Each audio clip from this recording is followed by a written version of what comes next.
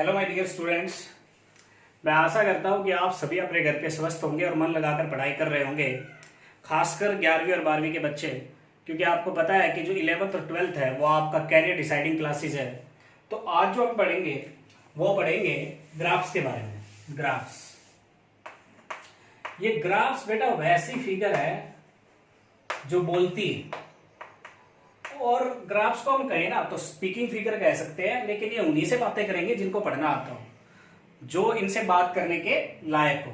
तो अब ये देखिए, ग्राफ जो है वो बेसिक मैथ में पढ़ा जाता है फिजिक्स के लिए, और ये बहुत इंपॉर्टेंट है क्योंकि फिजिक्स के जो हर एक चैप्टर के अंदर कम से कम 20 से 30 ग्राफ रहेंगे। तो कुछ बच्चे क्या करते हैं, उनको रट लेते हैं, और आईआईटी क्या करता है कि डाटा चेंज कर देता है, या वाई एक्सिस पे कोई और क्वांटिटी रख देता है, एक्स एक्सिस पे कोई और, उनको इंटरचेंज कर देता है।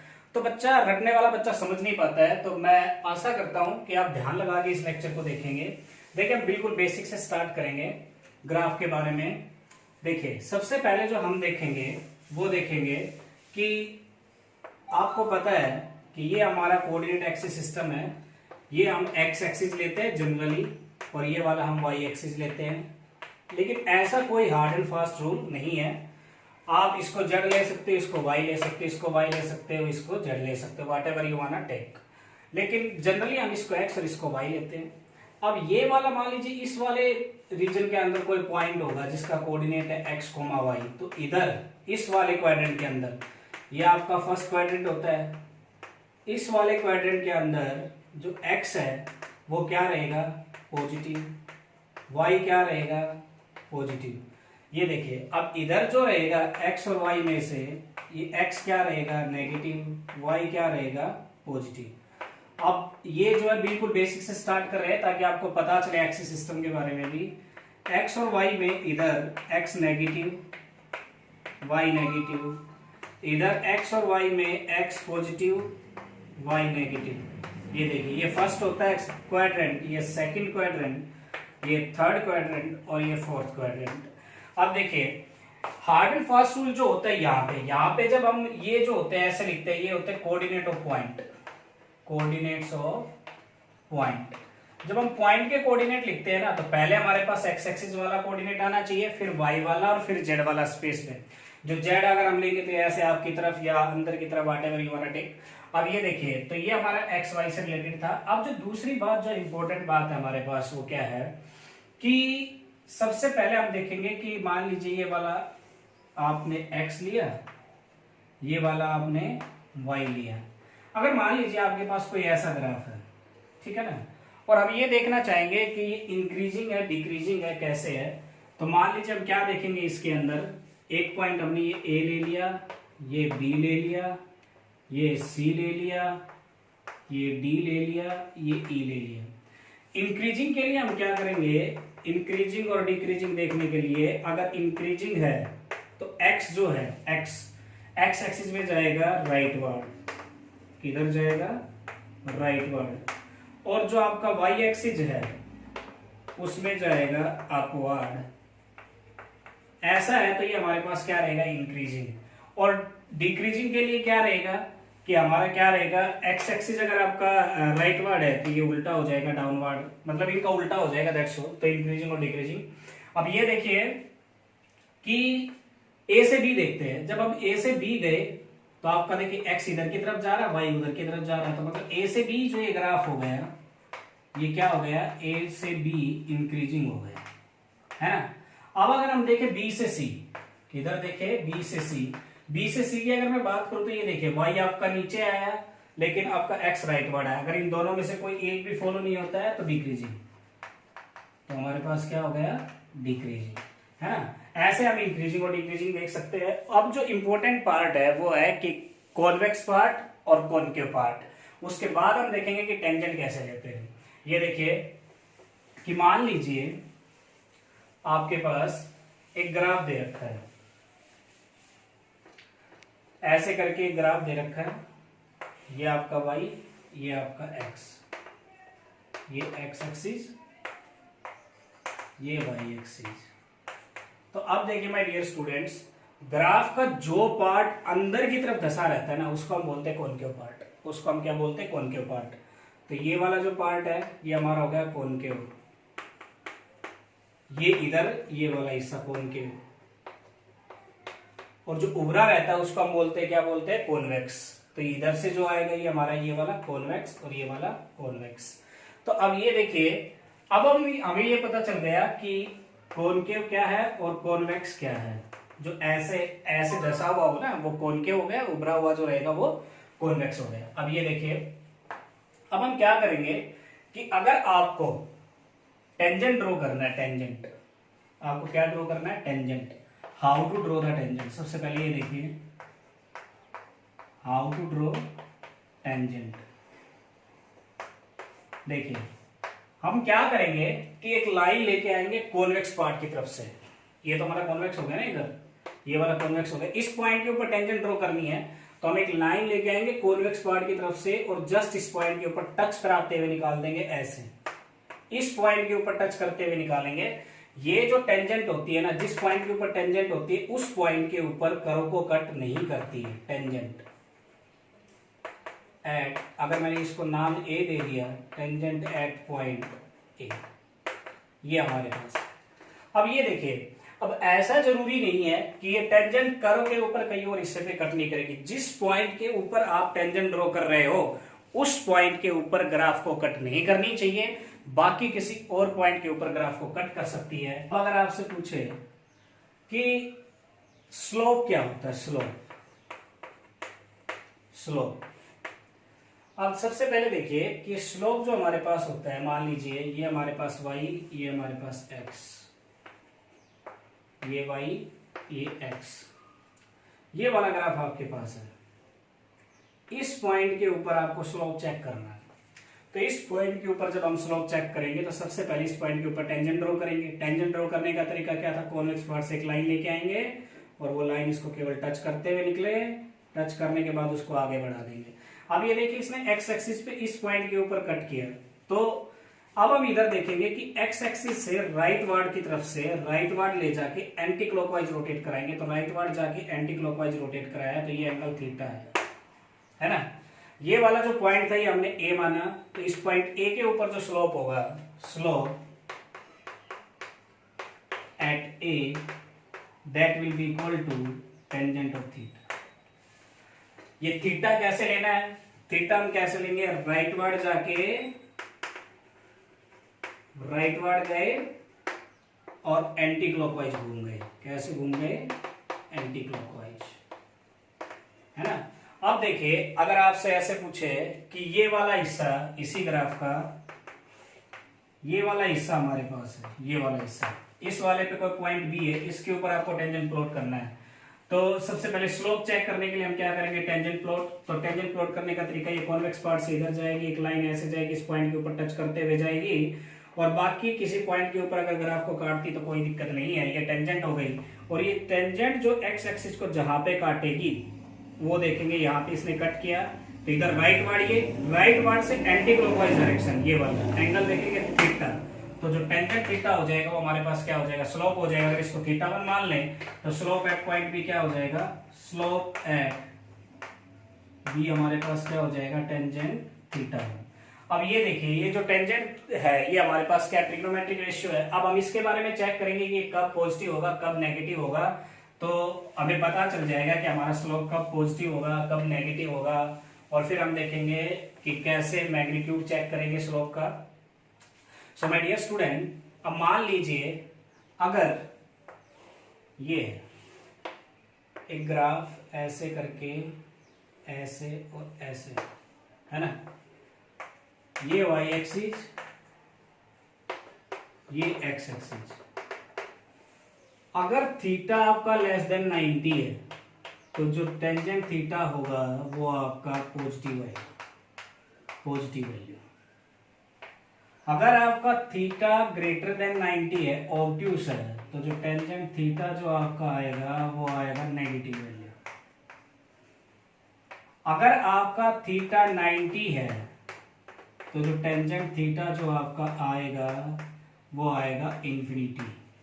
अगर आपका थीटा 0 है तो जो टेंजेंट थीटा जो आपका आएगा वो 0 आएगा। देखिए अब मान लीजिए हमारा ये वाला पॉइंट है, ये वाला पॉइंट, इसको मैंने ए कह दिया। ये वाला पॉइंट है हमारा, मान लीजिए ये वाला पॉइंट, इसको मैंने बी कह दिया। और ये एक पॉइंट है, इसको मैंने सी कह दिया। ये पॉइंट है डी कह दिया। अब हम देखेंगे कि स्लोप पॉजिटिव होगा नेगेटिव होगा, इन पॉइंट्स के ऊपर चेक करेंगे। तो सबसे पहले स्लोप निकालने का तरीका क्या है? स्लोप को हम दो चीजों में चेक करेंगे। सबसे पहले हम टेंजेंट प्लॉट करेंगे। टेंजेंट प्लॉट करने के बाद फिर हम थीटा देखेंगे राइटवर्ड एक्स की तरफ जाके। अब हम क्या करेंगे, एंटी क्लॉकवाइज डायरेक्शन में घूम जाएंगे, तो जो एंगल आएगा उसका टेंजेंट ले लेंगे और टेंजेंट के बाद हम चेक करेंगे कि टेंजेंट की वैल्यू क्या है, वो हमारी स्लोप की वैल्यू होगी। तो ए के ऊपर अगर हमें स्लोप चेक करना है तो ए के ऊपर सबसे पहले मैं टेंजेंट प्लॉट करूंगा। अब टेंजेंट प्लॉट करने का तरीका भी क्या है, मैं लाइन किधर से लेके आऊंगा, कॉन्वेक्स पार्ट की तरफ से। कॉन्वेक्स पार्ट मतलब उभरा हुआ पार्ट। उभरा हुआ पार्ट ये है, तो इधर से एक लाइन आएगी, इसको टच करते हुए निकल जाएगी ऐसे।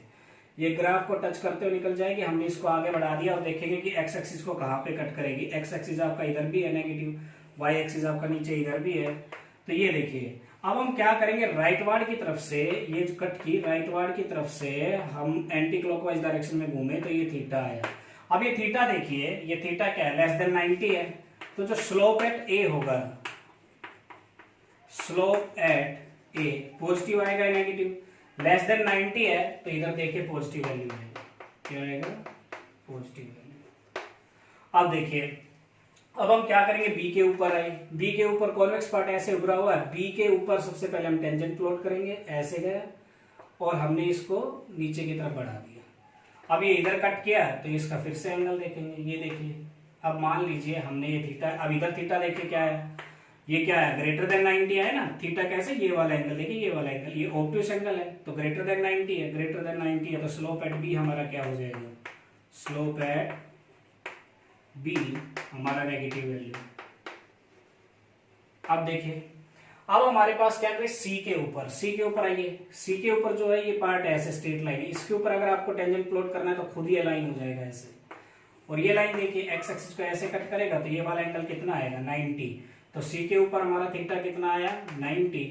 तो स्लोप एट सी हमारे पास क्या हो जाएगा, स्लोप एट सी 10 ऑफ 19, तो कितना आएगा, इनफाइनाइट। अब ये देखिए कि जो जो लाइन, जो जो टेंजेंट वर्टिकल होता जाता है ना, वर्टिकल मतलब जितना खड़ा लाइन रहेगा, खड़ा टेंजेंट रहेगा किसी भी पॉइंट के ऊपर, स्लोप जो रहेगा वो इन्फिनिटी के आसपास रहेगा। तो इसका मतलब अगर आपको मैग्नीट्यूड ऑफ स्लोप देखना है तो आप ये देखिए कि ये लाइन कितना खड़ा हुआ, जितना ज्यादा खड़ा रहेगा, खड़ा रहने का मतलब क्या है कि जितना 90 डिग्री के पास रहेगा उतना उसका स्लोप ज्यादा रहेगा। तो अब ये देखिए स्लोप एट सी हमारा इनफाइनाइट आ गया। और डी के ऊपर देखिए, डी के ऊपर अगर हमें टेंजेंट प्लॉट करना है तो हम ऐसे एक लाइन जाएगी, खुद ये लाइन। अब ये वाली लाइन देखिए, ऐसे हमारे पास क्या था, ये देखिए ये 90 था, अब ये 90 था, तो जब ऐसे ऐसे लाइन जा रहा है तो कम होता जा रहा है, जीरो की तरफ जा रहा है। जब ये लाइन ऐसे आ गया, एक्स एक्सिस के पैरेलल आ गया, तो एंगल कितना हो गया, जीरो हो गया। तो डी के ऊपर, इस पॉइंट के ऊपर अगर मैं स्लोप चेक करूं, स्लोप एट डी, तो स्लोप एट डी अगर मैं लूं तो tan ऑफ जीरो, तो tan ऑफ जीरो हमारे पास कितना आएगा, zero. So this is the way how to check the sign of the slope.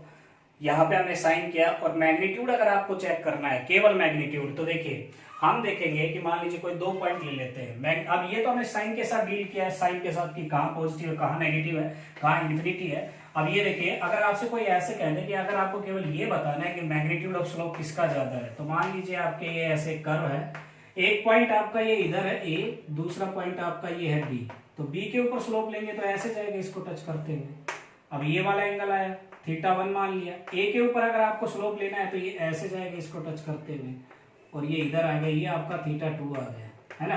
तो अब देखिए स्लोप एट ए, अब इधर देखिए सीधा देखेंगे कि ए के ऊपर जो ये एंगल θ2 आया ये हमारा इतना है, और जो बी के ऊपर है ये हमारा इतना है। कौन सा 90 के आसपास है, θ2 90 के आसपास है। जितना टेंजेंट खड़ा रहेगा स्लोप ज्यादा रहेगा। तो इसका मतलब सीधा सा हमें पता चला कि स्लोप एट ए का magnitude will be greater than slope at B का मैग्नीट्यूड। तो देखिए अगर सीधे आपको मैग्नीट्यूड चेक करना तो आप ये देख लीजिए लाइन कितना खड़ा हुआ है, आपके पास स्लोप आ जाएगा। अब ये देखिए कि हमने देखा कि स्लोप साइन के साथ कैसे निकालेंगे।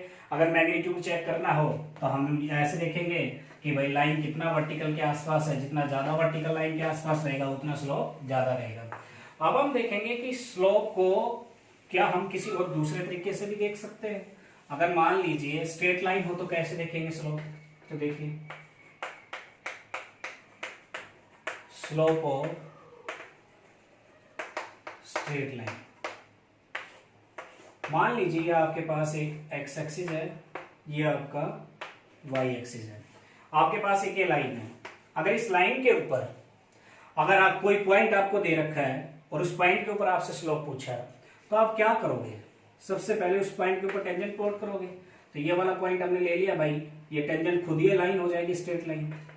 तो ये देखिए हम इसको आगे बढ़ा देंगे, आगे बढ़ाने के बाद हमारे पास क्या आया कि हम राइट वार्ड से एंटी क्लॉकवाइज डायरेक्शन में थीटा चेक किए और थीटा ये पॉइंट ए है, तो जो स्लोप एट ए होगा वो कितना आ जाएगा, टेंजेंट थीटा। अब आप एक बात देखिए, इस लाइन के ऊपर जो ये लाइन है हमारी, ये इसको x कह दो, इसको y कह दो, जो एक्स वाई लाइन है, इसके ऊपर जो हर एक पॉइंट रहेगा, उस पॉइंट के ऊपर जो टेंजेंट रहेगा वो सेम ही एंगल थीटा बनाएगा। तो इसका मतलब हर एक पॉइंट का slope on the straight line क्या रहेगा, सेम रहेगा, क्योंकि हर के लिए थीटा सेम रहेगा। तो कंक्लूजन क्या निकाला कि slope of all points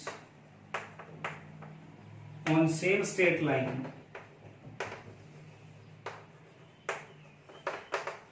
is same। ये हमारे पास, तो ये कॉन्सेप्ट से हमें पता चला कि स्ट्रेट लाइन का कैसे स्लोप निकालेंगे। अब दूसरा देखिए पॉइंट फॉर्म ऑफ स्लोप कैसे करेंगे स्ट्रेट लाइन की। एक तो सीधा थीटा से हमें पता चल गया। अब जो दूसरा जो मेथड है स्ट्रेट लाइन के स्लोप के लिए, अगर केवल आपको पॉइंट के कोऑर्डिनेट्स दे रखे हो तो आप कैसे निकालोगे। मान लीजिए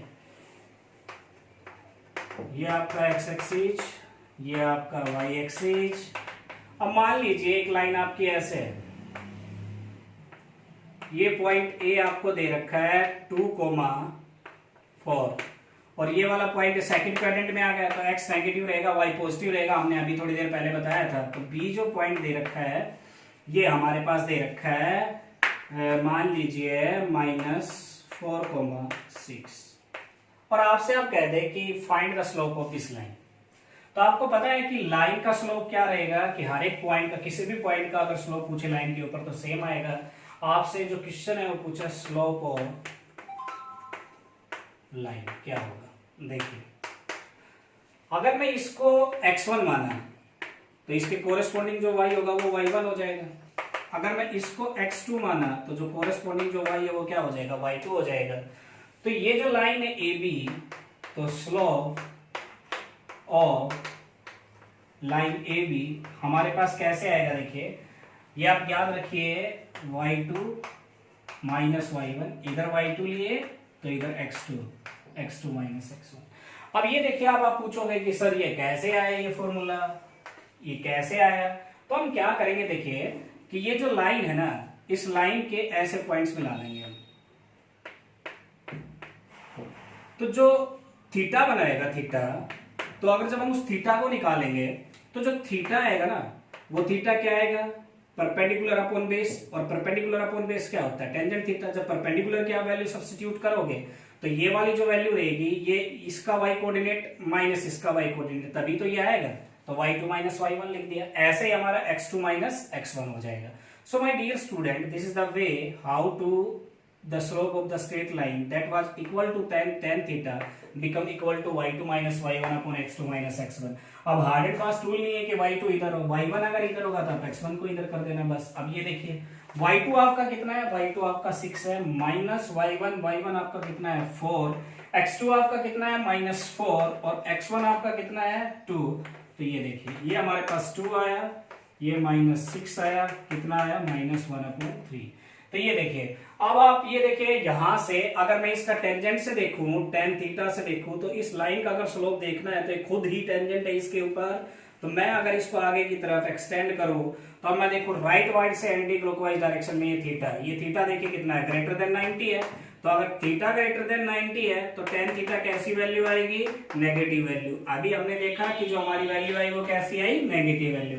तो इसका मतलब हमारे दोनों कॉन्सेप्ट क्या है, मैचिंग है, तो इसका मतलब सेम है। This is the way how you will calculate the slope of the straight line. अब ये देखिए कि ये तो था मैथमेटिकल फॉर्म में कि आपको किसी भी लाइन का अगर स्लोप कैलकुलेट करना है तो आप ऐसे कैलकुलेट करोगे।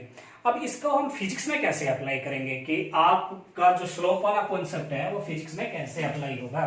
तो प्यारे बच्चों, अब हम क्या करेंगे कि देखिए, सबसे पहले स्लोप को हम एक तरीके से क्या सीखे कि जो स्लोप है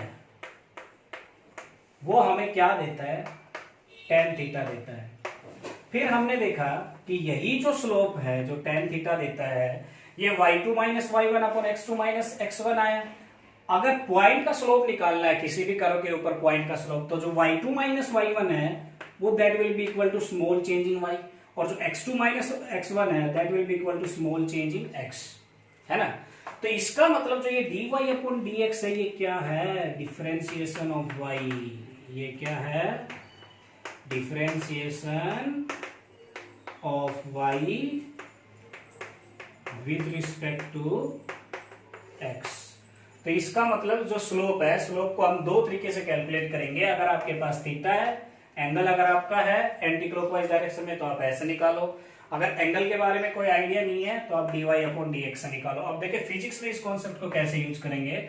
मान लीजिए आपके पास एक ये ग्राफ दे रखा है, इस वाले एक्सिस के ऊपर जो है वो है आपकी वेलोसिटी जिसको हमने कह दिया v, और इस वाले जो एक्सिस पे है वो है आपका टाइम जिसको हमने कह दिया t। तो अब देखिए प्यारे बच्चों कि अगर आपसे स्लोप पूछे कि ये जो ग्राफ है वेलोसिटी वर्सेस टाइम, इसका स्लोप क्या देगा, तो ये देखिए d ऑफ y, तो d क्या आ गया, हम y की जगह इधर क्या है v, dv, और इधर x की जगह क्या है t, तो dv अपॉन dt। अब ये देखिए ये क्या है, rate of change of velocity with respect, rate of change of velocity with respect to time. अब यहां से देखिए ये किसके बराबर होता है, ये होता है एक्सेलरेशन। अब देखिए हम स्लोप के कॉन्सेप्ट को फिजिक्स में अप्लाई कर रहे हैं, तो अगर आपसे पूछे कि जो वेलोसिटी टाइम ग्राफ उसका स्लोप क्या देगा, एक्सेलरेशन। अच्छा भाई, अब ये तो था पहला एग्जांपल। अब दूसरा एग्जांपल हम देखेंगे। अब आपसे कोई कह दे कि ये वाला आपका ग्राफ है, इधर आपका पोजीशन वेक्टर है r और इधर आपका टाइम एक्सिस है t, इसका जो स्लोप होगा वो क्या होगा, जो स्लोप होगा वो होगा dy, y की जगह r, d अपॉन dx, तो x की जगह t। ये देखिए ये चेंज इन पोजीशन है विद टाइम, तो ये क्या देगा, ये वेलोसिटी। तो इसका मतलब अगर आपसे कहे कि slope of position time axis, position time graph क्या देगा, वेलोसिटी, और slope of velocity time graph क्या देगा, एक्सेलरेशन। अब क्या होता है कि बच्चे एक दो चीजों को तो रट लेते हैं, लेकिन अब क्या करेंगे, मान लीजिए क्वेश्चन बदल दे। मान लीजिए IIT क्या करे कि आपको ये v और t और r और t सिंपल सिंपल ना देके आपसे कह दे कि जो ग्राफ है वो ऐसा है, इस एक्सिस के ऊपर काइनेटिक एनर्जी है और इस एक्सिस के ऊपर आपकी स्पीड है v। अब बताइए इस ग्राफ का स्लोप क्या देगा। तो अब कैसे निकालेंगे, हमारा बेसिक कॉन्सेप्ट हमारा क्या कहता है, dy, y की जगह क्या है kinetic energy, upon dx, x की जगह क्या है dv। तो अब ये देखिए काइनेटिक एनर्जी का फॉर्मूला क्या होता है, d half mv² upon dv। ये देखिए हाफ कांस्टेंट, मास तो कांस्टेंट रहता है, तो इसको हम बाहर ले आएंगे, तो हाफ m, अब क्या आया dv² अपॉन dv।